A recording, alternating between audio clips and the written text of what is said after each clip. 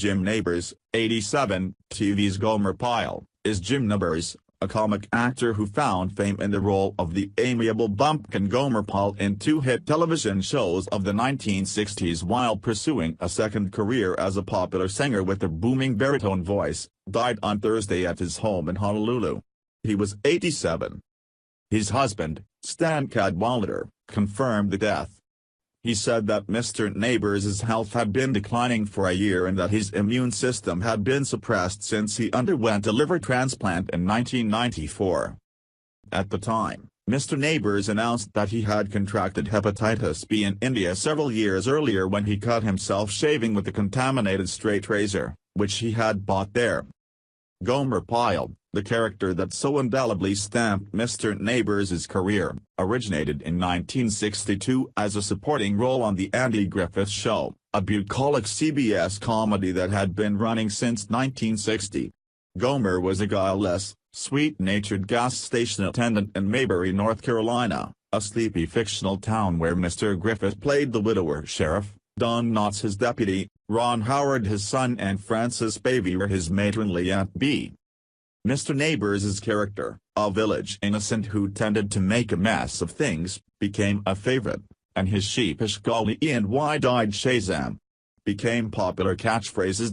Dead Gomer was a recognizable kind of American hero, a good-hearted, gentle, unsophisticated sort, not unlike Forrest Gump of a later era, who encounters a harder, more cynical modern world, in this case embodied by Southern California, and helps redeem it.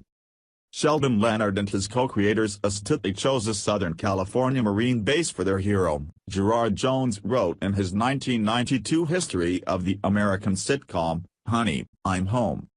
He added, in various episodes Gomer connected with the movie and TV industries, the music business, the surf scene, the Beverly Hills rich, all the easy symbols of modernity. Everywhere he went he left a trail of fond smiles and innocence, at least temporarily, restored.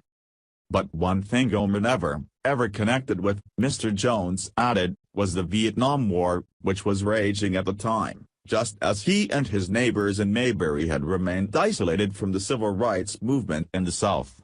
He somehow existed in the peacetime military when there was no peace.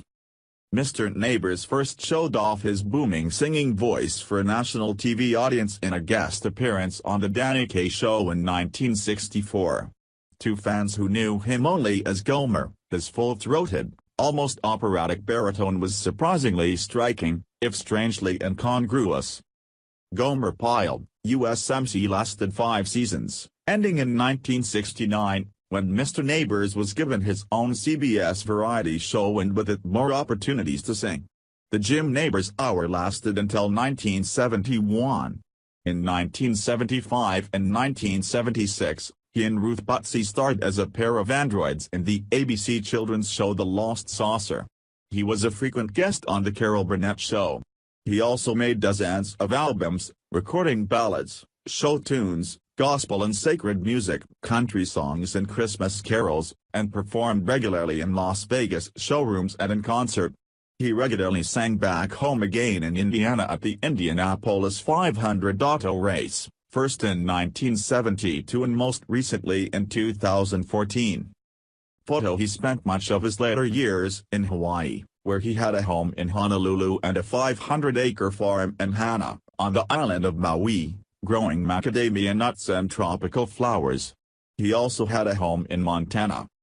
Mr. Nabors married Mr. Cadwallader, his companion of 38 years, in January 2013 at a hotel in Seattle, a few weeks after same-sex marriage became legal in Washington state.